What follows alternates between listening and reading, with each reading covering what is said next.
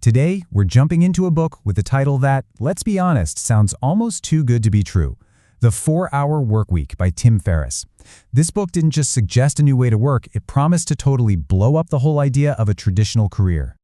And yeah, that's the first question on everyone's mind, right? 4 hours a week? Is this a real plan for a new kind of life, or is it just some clever marketing? In this explainer, we're going to break down the core ideas and see what's really going on behind the hype. All right, so let's get right into it. The book kicks off by attacking a script that most of us are taught our whole lives. Work your tail off for 40-something years, save every penny, and then, maybe then, you finally get to start living when you retire.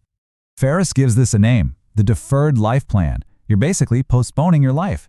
You're gambling away your best, most energetic years for some future reward that, might never even happen. What if you're too tired or sick to enjoy it?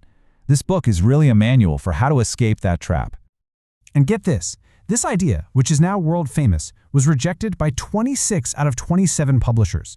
That just tells you how completely radical it sounded at the time.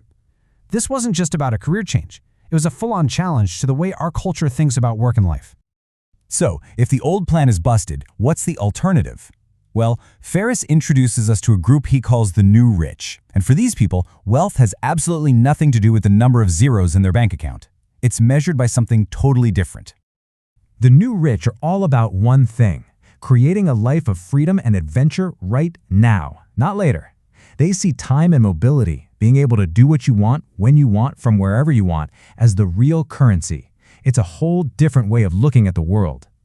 And this right here just nails the difference between the two mindsets. You've got the deferrers on one side, just running on that hamster wheel, chasing money so they can have more stuff. And on the other side, you've got the new rich, who are chasing excitement so they can do more things. And they pull this off by building their lives around mini retirements, sprinkling these amazing adventures throughout their lives instead of hoarding them all for the end.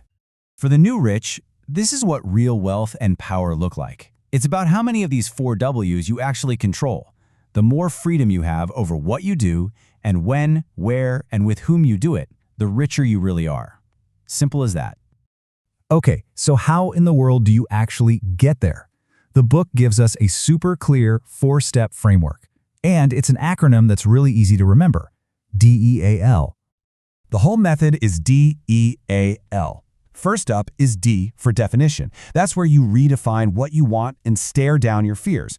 Then comes E for elimination, where you learn to just ignore everything that doesn't matter.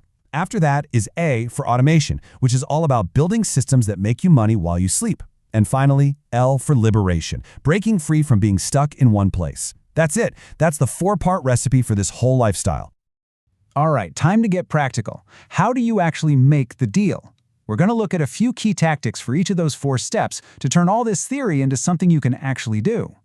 So that first step, definition. It all starts with fear. Ferriss says that most of us would rather be unhappy than uncertain. His fix? Define your fear. Seriously, write down the absolute worst thing that could possibly happen if you made a big change. You'll probably find it's not nearly as bad as you thought, and it's almost always something you can bounce back from. Next up, elimination. This is all built on the famous 80-20 principle. The idea is so simple but so powerful. 80% of the results you want are coming from just 20% of your efforts. Your job is to figure out what that critical 20% is, pour all your energy there, and just ruthlessly cut out the rest. It's about being effective, not just being busy. Another awesome tool for elimination is understanding something called Parkinson's Law. Basically, if you give yourself a week to do something that could take a day, it will magically take a week. It just expands to fill the time. So if you set crazy short deadlines, you force yourself to focus only on what's absolutely essential, and your efficiency goes through the roof. Now, automation. This is the engine that makes the whole 4-hour workweek go. The goal here is to create a muse. That's a small niche business that's designed from day one to run without you. Think about selling a specialized digital product or drop shipping something. You use virtual assistants and other companies to handle all the day-to-day stuff so the business makes money without eating up your time. Remember the mantra: own it, don't run it. And finally, liberation. And hey, this isn't just for entrepreneurs. The book lays out a 5-step game plan for employees who want to work remotely. The whole strategy is to prove your value step by step. You get the company to invest in you, then you show them how much more productive you are from home, and you frame it as a big win for them. It's a slow, steady process designed to make going remote a total no-brainer for everyone. So, Let's just imagine you do all this. You've automated your income, you've freed up your time. So what now? This is where we get to the most important part of the whole philosophy. Because it's not about doing nothing. It's about filling that new empty space with something that actually matters. The book says that happiness is kind of a fuzzy, unhelpful goal. A way more powerful target is excitement. So instead of asking, what do I want? Ask yourself, what would actually excite me? That question becomes your new compass for everything. Because, as Ferriss says, the real enemy of a good life isn't sadness, it's boredom. The whole point of getting your time back is to kill boredom and fill your life with learning, with adventure, with helping others, with all those many retirements we talked about earlier.